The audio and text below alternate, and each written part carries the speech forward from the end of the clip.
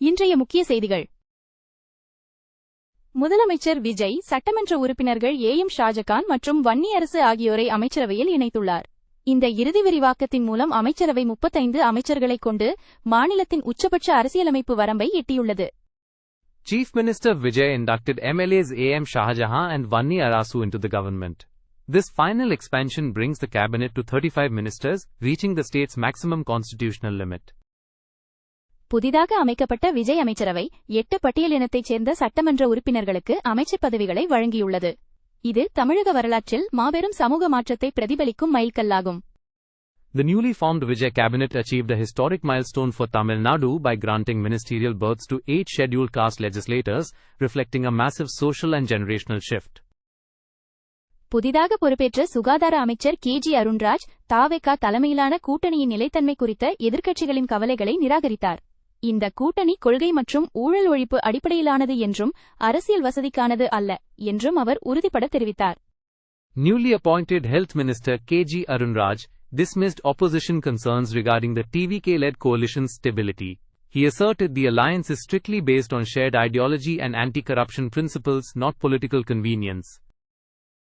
2026 ஆண்டிற்கான ஒற்றைச்சாளர பொறியியல் கலந்தாய்வு பதிவேட்டில் 2.3 இலட்சத்திற்கும் அதிகமான மாணவர்கள் பதிவு செய்துள்ளனர். இந்த பெரும் அளவிலான பதிவுகளை கையாள அதிகாரிகள் இணையவழி சான்றிதழ் சரிபார்ப்பு பணிகளை விரைவுபடுத்தி வருகின்றனர். The Tamil Nadu Engineering Admissions Portal recorded over 2.3 lakh student registrations for the 2026 single-window counseling cycle. Authorities are expediting online certificate verification processes to handle the massive surge. Kaveri ஆற்றின் குறுக்கே கர்நாடகாவின் சர்ச்சைக்குரிய மேகதாது அணை திட்டம் குறித்து புதிய நிர்வாகத்தின் முறையான மற்றும் சமரசம் இல்லாத நிலைப்பாட்டை முதலமைச்சர் விஜய் உடனடியாக தெளிவுபடுத்த வேண்டும் என அதிமுக பொதுச் செயலாளர் எடப்பாடி கே. பழனிசாமி வலியுறுத்தியுள்ளார். AIADMK General Secretary Edappadi K. Palaniswamy publicly challenged Chief Minister Vijay to immediately clarify the new administration's formal, uncompromised stance on Karnataka's controversial Mekedatu Dam project across the Kaveri River. தேர்வு முறையில் எவ்வித வினாத்தாள் கசிவும் ஏற்படவில்லை என தேசிய தேர்வுகள் முகமை நாடாளுமன்ற குழுவிடம் தெரிவித்துள்ளது.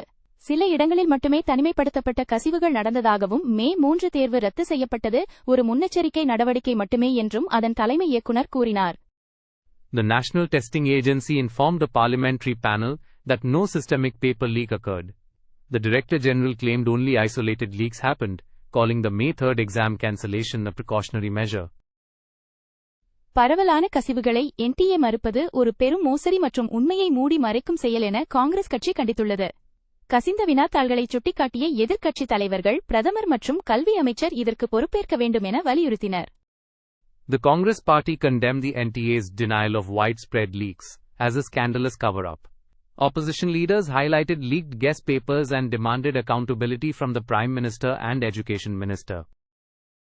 வினாத்தாள் கசிவு மாபியாவுடன் தொடர்புடைய நிதியை கண்டறிய அமலாக்கத்துறை சட்டவிரோத பணப்பரிமாற்ற விசாரணையை தொடங்கியுள்ளது. அதே சமயம் வினாத்தாள்களை முன்கூட்டியே பெற்று பயன்படுத்தியதாக புனேவை சேர்ந்த ஆசிரியர் ஒருவரை CPI கைது செய்துள்ளது. The Enforcement Directorate launched a money laundering investigation to trace funds tied to the paper leak mafia. Simultaneously, the CBI arrested a Pune teacher who allegedly exploited early access to question papers. தேசிய பாதுகாப்பை காரணம் காட்டி cockroach Janata கட்சி என்ற பிரபல X கணக்கை இந்திய அரசு முடக்கியது. 20 மில்லியனுக்கும் அதிகமான பின்தொடர்பாளர்களைக் கொண்ட இந்த பக்கத்தின் முடக்கம் நாட்டில் பேச்சுரிமை குறித்த மாபெரும் விவாதத்தை தூண்டியுள்ளது. The Indian government blocked the viral satirical X account, Cockroach Janata Party, citing national security. The anonymous parody handle had over 20 million followers, sparking a massive domestic free speech debate. Quad வெளியுறவு அமைச்சர்கள் கூட்டத்திற்காக அமெரிக்க வெளியுறவு அமைச்சர் Marco Rubio புதுடெல்லி வந்துள்ளார். பாதுகாப்பு ஒத்துழைப்பு, உலகளாவிய எரிசக்தி பாதுகாப்பு மற்றும் இந்தோ பசிபிக் கடல்சார் உள்கட்டமைப்பு மேம்பாடு குறித்து விவாதங்கள் நடைபெறும். U.S. Secretary of State Marco Rubio arrived in New Delhi for the Quad Foreign Ministers meeting. Discussions will focus on defense cooperation, global energy security, and Indo-Pacific maritime infrastructure development. வங்கி மற்றும் நிதி பங்குகளின் உந்துதலால் இந்திய பங்குச்சந்தைகள் சற்று ஏற்றத்துடன் நிறைவடைந்தன. நிஃப்டி 23,700க்கு மேல் முடிந்தது மற்றும் Sensex சற்றே உயர்ந்தது. Indian equity indices closed marginally higher, driven by banking and financial stocks. the Nifty 50 ended above 23,700 and Sensex rose slightly. இந்தியாவின் குறுகிய கால பொருளியல் கண்ணோட்டம் விநியோக அழுத்தங்கள் மற்றும் வானிலை நிச்சயமற்ற தன்மைகளை எதிர்கொள்வதாக ரிசர்வ் வங்கி எச்சரித்தது. உலகளாவிய எரிசக்தி விநியோக தடங்கல்களால் தூண்டப்படும் பணவீக்கம் மற்றும் நுகர்வோர் விலையேற்றத்தை கண்காணிக்க வேண்டியதன் அவசியத்தை மத்திய வங்கி வலியுறுத்தியது. The RBI warned that India's near-term macroeconomic outlook faces supply-side pressures and weather uncertainties. The central bank emphasized monitoring rising consumer bills and inflation triggered by global energy supply disruptions. Sunrisers Hyderabad அணியிடம் 55 ஓட்டங்கள் வித்தியாசத்தில் தோல்வியடைந்த போதிலும் Royal Challengers Bengaluru அணி IPL ஏழில் முதலிடத்தை பிடித்தது. 178 ஓட்டங்களை கடந்ததால் தங்களின் நிகர ஓட்ட விகிதத்தை உறுதி செய்து குஜராத் டைட்டன்ஸை எதிர்கொள்ள முன்னேறியுள்ளனர். Royal Challengers Bengaluru secured the top IPL spot despite a heavy 55-run defeat to Sunrisers Hyderabad. Crossing 178 runs ensured their net run rate, advancing them to play Gujarat Titans.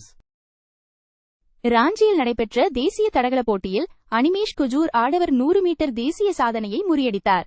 வெள்ளிக்கிழமை நடந்த அரையிறுதிச் சுற்றில் அவர் 10.15 வினாடிகளில் இலக்கை கடந்து அசத்தினார். Sprinter Animesh Kujur broke the men's 100-meter national record at the National Senior Athletics Federation competition in Ranchi.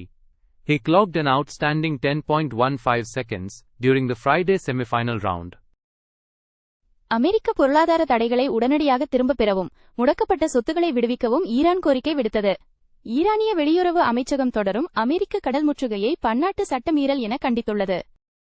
Iran demanded the immediate dissolution of U.S. economic sanctions and the unfreezing of assets. The Iranian Foreign Ministry also condemned the ongoing U.S. naval blockade as a violation of international law.